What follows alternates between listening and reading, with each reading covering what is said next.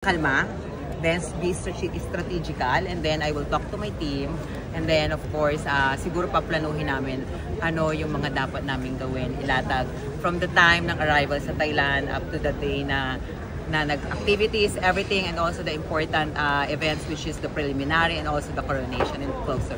And what was going through your mind nung napaupo ka dun sa floor, nung in-announce ka as winner? Parang panaginip. Parang, totoo ba to? Parang kasi kanina, siguro if there's one thing na natutunan ko dun sa past edition ng MIQ Philippines, it's just, don't expect too much. Sorry. Don't expect too much. Because you'll never know what happened. Lahat naman kasi deserving eh. Lahat lumaban, lahat nangarap. So, pwedeng lahat manalo. So, if you will, mag-expect ka ng too much, syempre nandun mas malaking heartache. So, pinasadyos ko na lang kayo na, napaupo ako, ang nasabi ko talaga, at last, finally, totoo ba to? Ang pinakamasaya kanina, yung boyfriend mo, super iyak siya at super love sign sa iyo. Ano yung message mo sa kanya? Kasi through thick and thin, magkasama talaga kayo. Yes, since 2017, since kumukontest pa lang ako sa mga probinsya, sa mga barangayan, barrios, siya talaga kasama ko. He's my driver, everything, supporter, critic, lahat yan siya yan. And then, nakita niya yung heartaches ko, yung everything and preparation, yung hard work ko. Siya lagi yung kasama ko from the first edition of MIQ Philippines, MIQ 2022 and MIQ Philippines 2023. And also, this year, siya yung kasama ko. Kaya, sabi niya kanina sa akin, parang, ayoko nga kasi parang parang entertainin yung emotional niya kanina before the pageant start. Ang haba ng message yun, tapos sabi ko lang sa kanya, hashtag lang. And what do you think made you win tonight? What made the judges decide to pick you?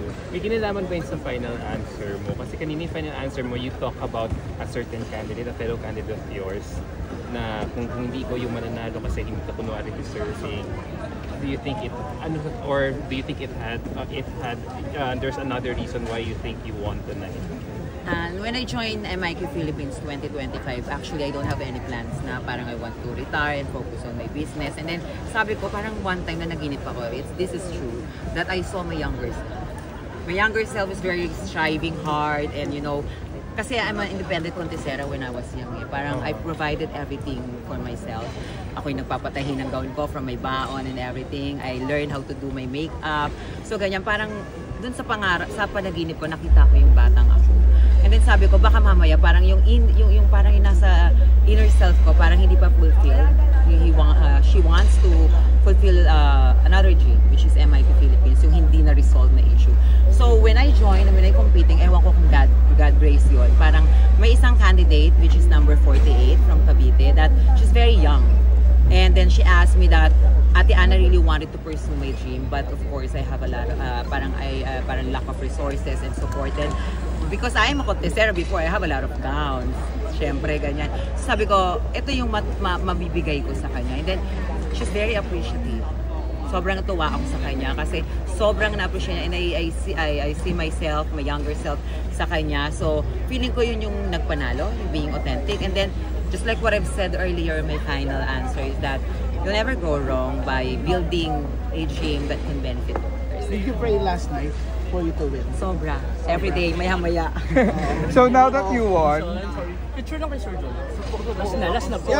And then I realized na hindi pala dapat yun. Dapat pala mas pressure tayo makapag-perform sa stage rather than pressure tayo manalo. Because if you will perform well, of course, pwede kang manalo. So, yun, kinalma ko lang kasi gusto ko enjoyin.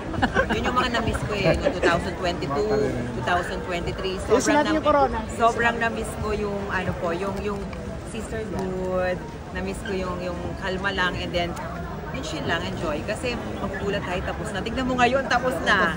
So, sobra ko siyang na-enjoy. So, sabi ko kanina after the Q&A, whatever happens, what matters most is that I really enjoy this edition of MIQ.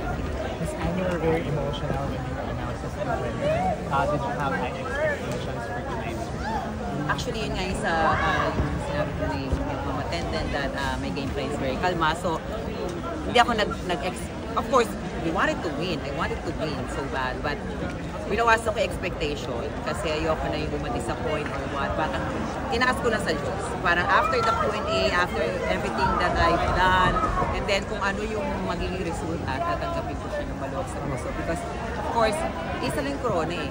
Lahat naman deserving eh. But of course, it's all about destiny and timing. O kayo, Sir Taze? Opo.